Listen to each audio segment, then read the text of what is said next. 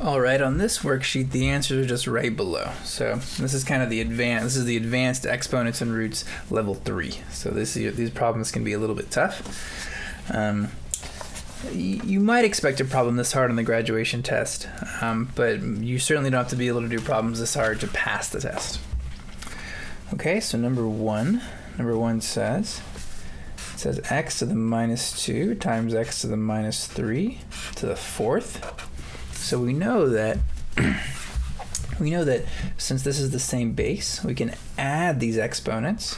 So this should be the same as x minus 2 minus 3, or x minus 2 plus minus 3, I should say, I guess. So minus 2 plus negative 3 is negative 5 to the fourth. And now, remember that if we have a power to a power, we multiply the powers. So this is x to the minus 20th.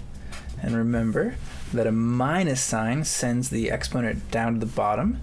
So we have 1 over x to the 20th, which is the right answer.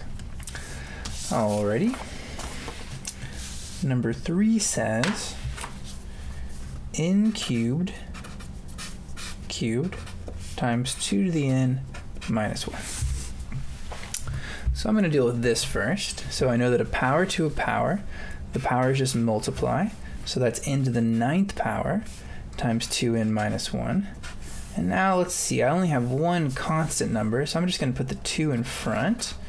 And now we can add these powers because they're multiplied together, so our powers add.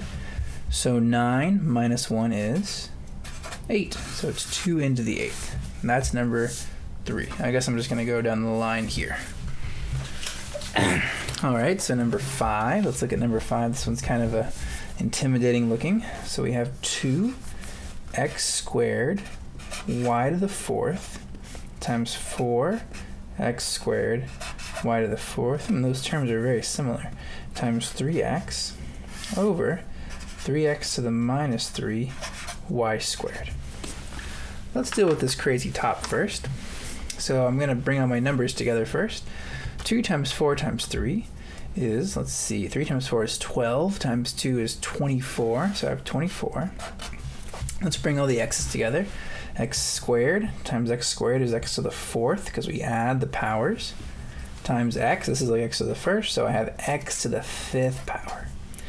Now the y's, the powers add, so this is y to the 8th power. Okay, that got a little easier. And on the bottom I have 3 x to the minus 3 y squared. Okay, now we deal with everything independently, so let's deal with this first. 24 over 3, you can do it in your calculator if you want, you'll get 8. So 24 over 3 is 8. And now let's think about this x here. So when I say independently, I mean that we can just kind of narrow it out and just kind of do this sub-problem or partial problem alone. So remember, we can subtract exponents when we're dividing. So by that I mean that we can take this number and subtract that number to simplify. So this equals x to the 5th minus negative 3. Okay, so minus negative 3 is just plus 3. So this is going to be x to the 8th. So I've simplified this x part, and it just now is x to the 8th.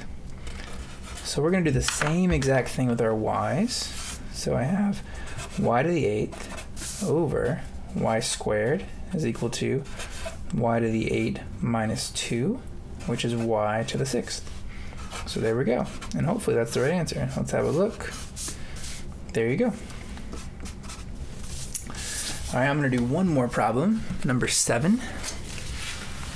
So number 7 says x cubed y cubed times x cubed over 4x squared. All right, I'm going to deal with the top again. So x cubed times x cubed, remember the powers add. So this is y cubed times x to the 6th, because 3 plus 3 is 6, over 4x squared. And I think there's only one more thing I can do, really. And that's I have x to the 6th over x squared. Remember, the powers subtract when we're dividing. So I have y cubed times x to the 4th, because 6 minus 2 is 4. All of that divided by 4. All right.